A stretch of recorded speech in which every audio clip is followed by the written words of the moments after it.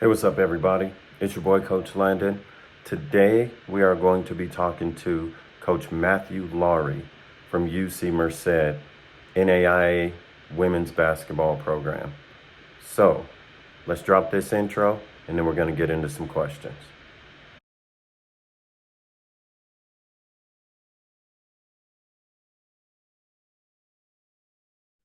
Hey, what's up, everybody? It's your boy, Coach Landon, back again with another segment of Beyond Tomorrow Recruiting. Today, happily, super excited to have this guest on today.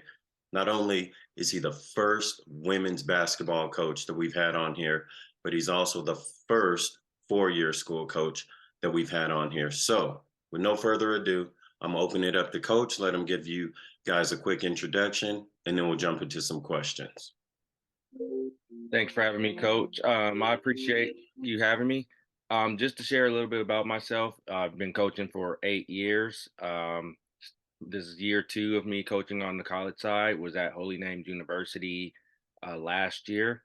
Now I'm at UC Merced on the women's side. Been coaching both on the men's side. I'd say for about a couple years or so. Coaching middle school, and then just staying on the women's side, and glad to be on. Glad for you to have me on today. Definitely, man. I appreciate it. I appreciate it. So give them a little bit of backstory on how you got to UC Merced. So just a little bit about how I got there. I started coaching middle school basketball. So I was coaching boys middle school basketball for about 3 years. Coached girls AAU for a little bit too during that time. From there, coached at Bandon High School in Northern California, in Fairfield, California. Coached the JV team for 3 years. Moved on to coach varsity at Wilsey Wood High School in Vacaville. Coached the girls varsity team there for a year. Then ended up at Holy Names University on the women's side last season. Unfortunately, that school ultimately shut down in May. Something that's been happening to a lot of small colleges. So the head coach, Kelly Bernard, was one of the schools who reached out to me, said, "Hey, we have room for an assistant coaching position, and with she said with the connections you have in recruiting with people that you know, that's something that we could use." So I ended up agreeing to take that position in March of this year, and that's how I ended up at UC Merced. And honestly, it was a great opportunity for me to come to Merced. So you said something that's super pivotal and super important in this segment as far as the recruiting side. So knowing what you know about recruiting at the NAIA level in comparison to recruiting at the NCAA level. And there's a lot of people that say NAIA schools and D2 schools will go after D1 caliber players, kind of give the kids and the parents listening and watching this video some insight into on the recruiting side. When you're watching film, what are you looking for? When you're talking to players or parents or even looking at social media presence, kind of what are some of those things that stand out to you that we can help them understand as they go into their senior years and start preparing for that recruiting process? So when we go in and look at recruiting, I mean, and it's a difference between, well, now they're starting to blur the lines a little bit, how the way players are. But when we go in, typically we'll look at a prospect either going to a game or we'll do our research. Um, Usually we start off with getting an email from kids. So I'll start on the email aspect of it. If kids are reaching out to us or if their coach reach out to us and they send us film, we're looking at three things that they're really good at, So if you're strong at three things, let's say for example, you're strong at shooting, you're a really good jump shooter, you can rebound the ball very well, and you can defend. We're gonna see, are you really strong at those three things? So the highlight tape is really more of the opener for us. Then, we'll reach out on the phone or we'll contact them back if we like that recruit, if we're interested in what we saw. We'll reach out to them. Typically for me, I'll send a text message introducing myself. Then I'll send and then we'll set up a phone call. Set up a phone call just to kind of vet the kid's character. How are they on over the phone? Just kind of getting a gauge for how they are as a person. And that's one of the things because we don't want to bring in anyone who's, yeah, they're good, but they don't have the best of attitudes to our program, because we don't want the kind of environment. So just kind of get a gauge for how they are on the phone. Or do they seem interested? Things like that, right? Maybe they don't, but it's the first phone call, so they're nervous. Happens. Yeah. We'll ask for their club schedule. If they're playing AAU.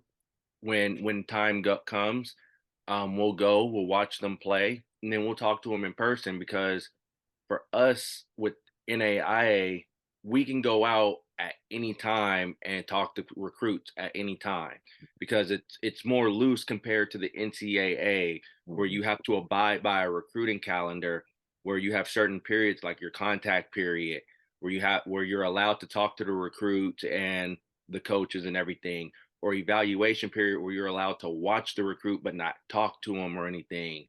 So things like that, we don't abide by a recruiting calendar and it's kind of loose. So as people call it, it's the wild, wild west.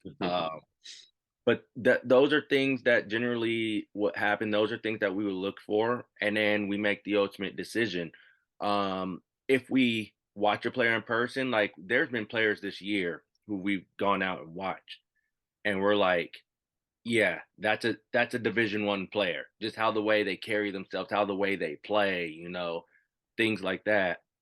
But now with this age of the transfer portal and everything, you're getting those D1 players who you thought were D1.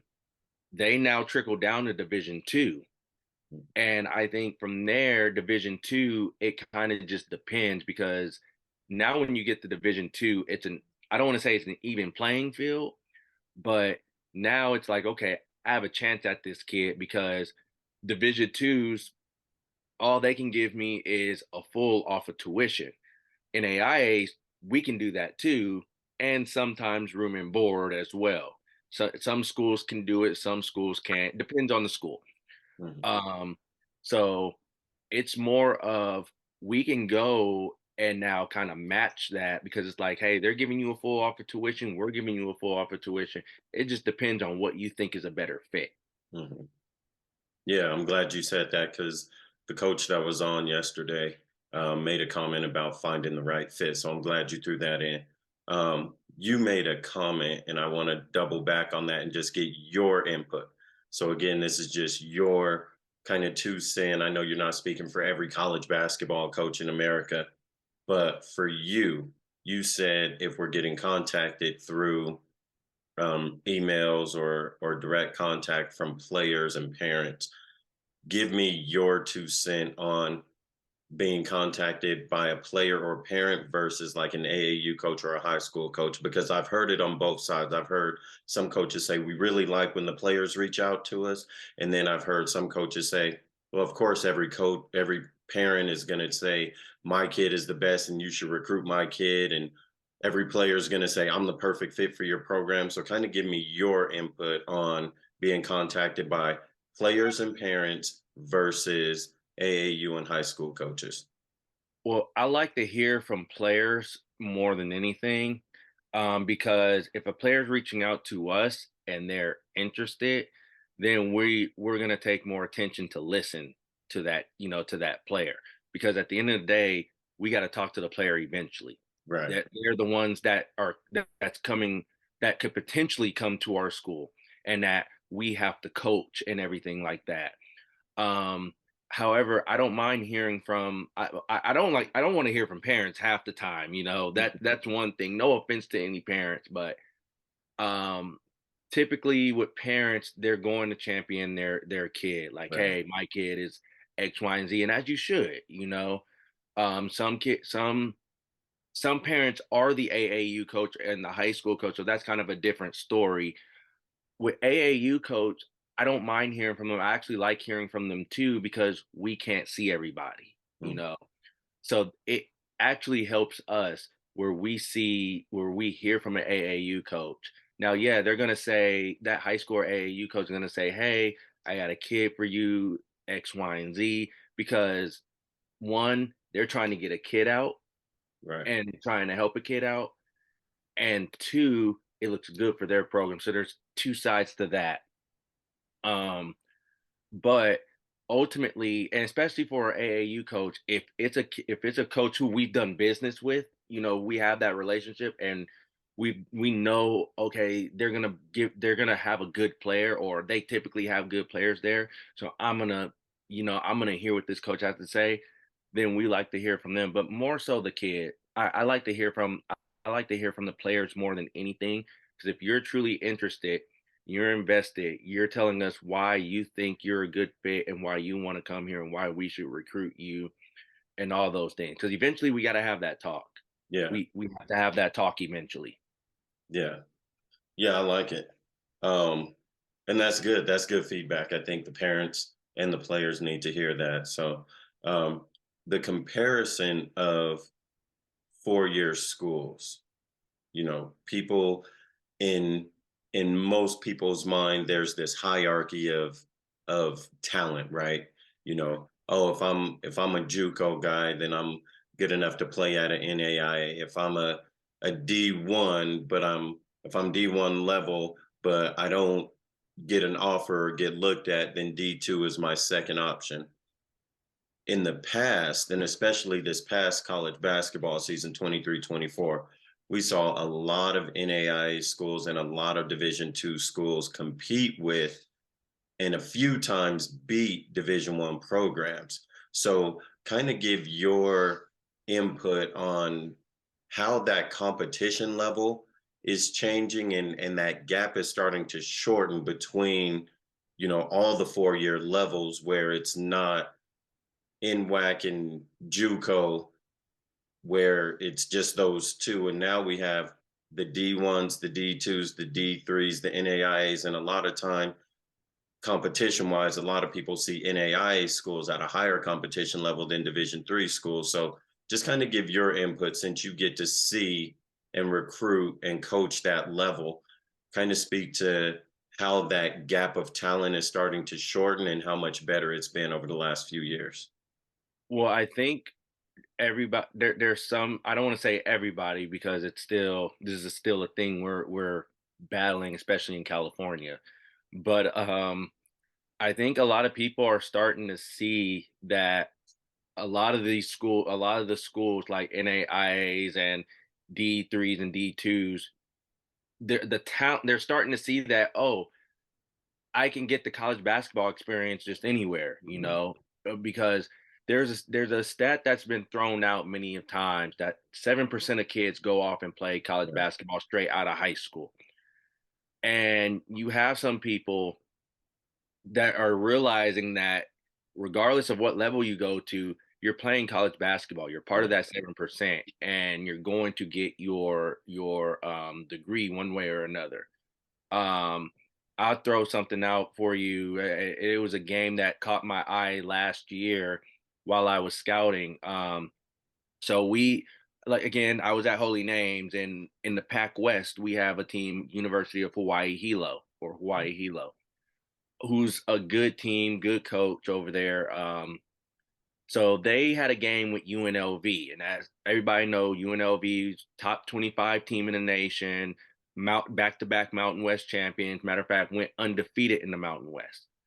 What a lot of people don't realize was that Hawaii Hilo almost beat UNLV in Hilo. Hawaii Hilo won by, I don't want to say won, they lost by 3 points and led most of the game. And Hawaii Hilo is not even a top three team in the Pac West. They're a very talented team, but they're not a top three team in the Pac West. Now, yes, people could say, oh, it was early in the season, but point being that that there's talent, regardless of where you go, there's talent. anywhere, and I think people are now starting to open their eyes to that a little bit. Now, is it around throughout the nation? Not as much, because still you don't see a lot of these games on TV or anything, and that's a whole separate conversation. But you're starting to see a lot of this talent who don't go Division 1, and as I mentioned, everywhere, if they're not going like low major, mid major Division 1, if they don't get those offers, now it's an even playing field, because now we're talking about the haves and have nots, who has that type of scholarship dollars and things like that, Hmm. because everybody wants a discount off their education. So now when you get into that field, it becomes an even playing field, and that's where things start to get interesting, because now people are like, "Oh, I want this. I want to go to this D2 or whatnot." Well, us UC Merced, who's an NAIA, who's getting ready to make it, who's possibly exploring that venture to go D2. But for us at UC Merced, we can sit there and say, "Well, we're a UC, we're a UC, and we're a successful program, a successful basketball program." So now we throw all that stuff in there. It comes down to, which would you prefer? Which is a better fit for you, you know? And then if we throw fit out the window, right? We throw that out the window. It comes down to, do you want to go to a D2 just to say I went D2, just for to say I went D2, or would you rather come to a really good NAIA and play, Hmm. and play and get the same experience that you would get at a D2? Um, we just had a kid transfer from a D2, and she was like, "You know what? I got the D2 experience. It wasn't what I thought it would be." So came to us and is loving it. Is loving it. She loves what we had to offer, what we had to bring. And even she was like, "This is a very nice facility. This is a better facility than most of the D2s that I went to." And that's the thing that a lot of people don't realize, is that you're getting somewhat of the same experience. Yeah, it's great to say I went Division 2, I went Division 1. But as you notice, some of these kids who hit the transfer portal, sometimes they end up bouncing down a division, Hmm. because they feel Division 1 wasn't for them. So I think that's where all the talent is starting to rise up now, is that those kids who don't get D1, they end up in that ground. So now it's more so of, you're starting to see this happen. You're starting to see even NAIA start really beating some of these Division 2s. Like out here, the Masters, the Masters, who's a really good team, they got a roster of kids almost. Well, I think their starting five is no shorter than 5'9". So it's starting to really show that the talent is really starting to blur each other now, Yeah. because of everything that's happening. The transfer portal, I think, plays a huge part in that. I think people are starting to realize that I can get the same college experience anywhere now. Hmm. Is the transfer that came from the D2 to you guys, was Mhm. she from California as well? Yes, she's from Long Beach, actually. Okay. Okay. And let the people know where your school's located. So we're located in Merced, California, and it's in the Central Valley of California, about say about an hour and a half away from Fresno. So about an hour and a half away from, if you're looking at major schools, like we're an hour and a half away from Fresno State, Fresno Pacific, 30 minutes away from Cal State Stanislaus. So we're right there in that middle ground of the Central Valley. And it's funny, I love how people in California always reference the time it takes to get somewhere, because the distance is probably 20 miles, but the time it takes an hour and a half, because there's, bumper to bumper traffic for the whole ride. So, Yep. Or construction. Now it's starting to be road construction oh, now. okay. Yeah. Um, so yeah, man, I appreciate all this information. I think it's going to be very important for all the kids that listen, for a lot of those kids and parents that have that D1 or bust mentality. Um, I don't know. Do you follow Coach Payne on Twitter? I do. I followed him for about, I want to say about 3 years now. Okay.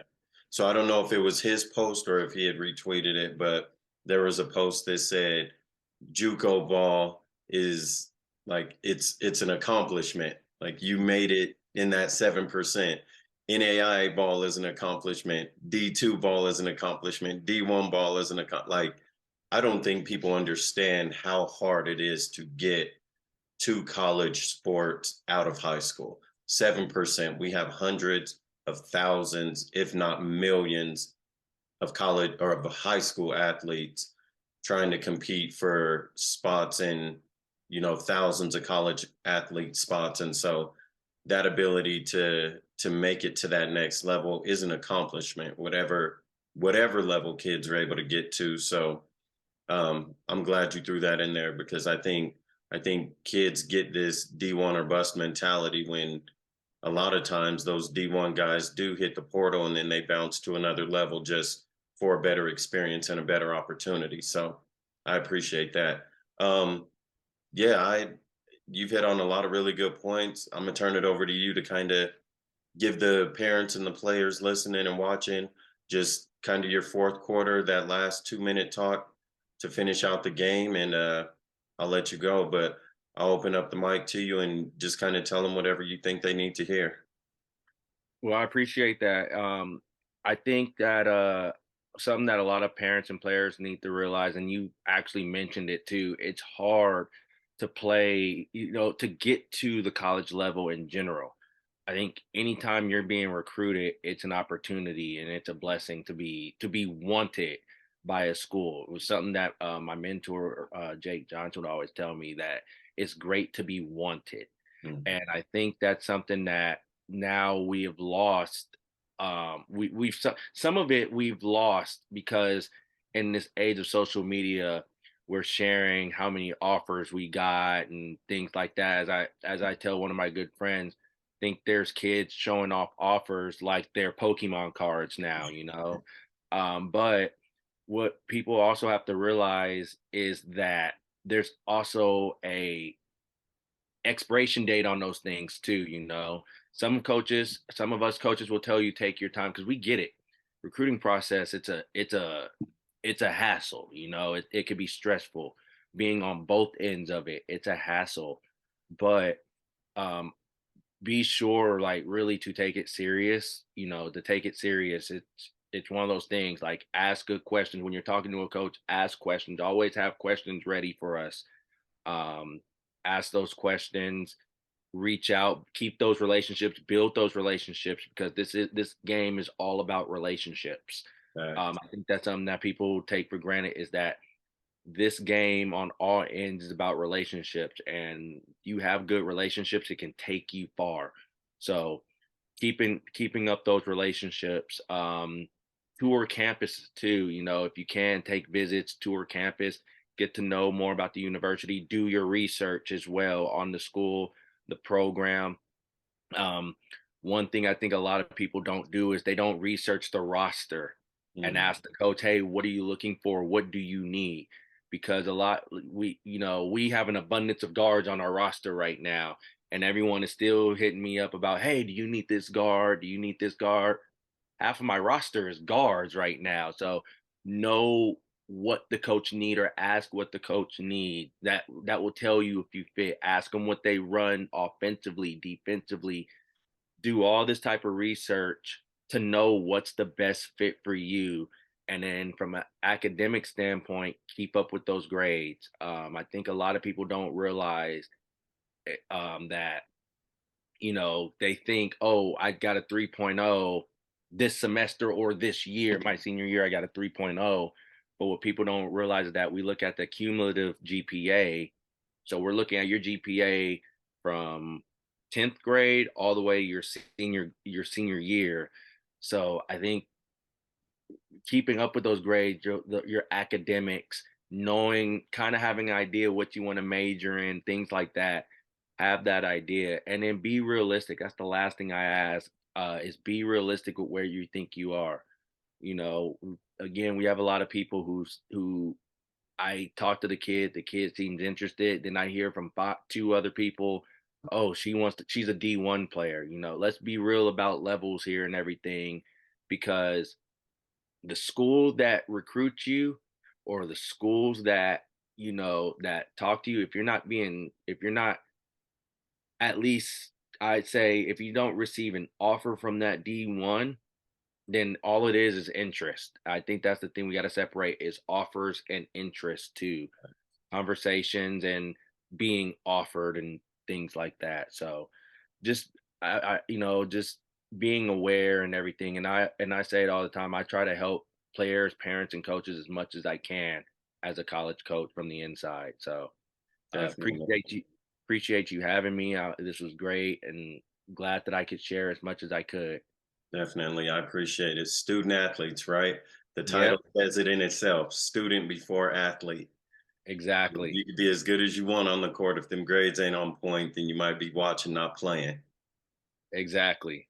Be watching Hey, somebody else in the stands, not on the floor. exactly. Hey, Coach Matthew Lowry, UC Merced, I really, really appreciate your time, man. The people need this. I need this. This is great content, man. I appreciate you. Thank you for your time.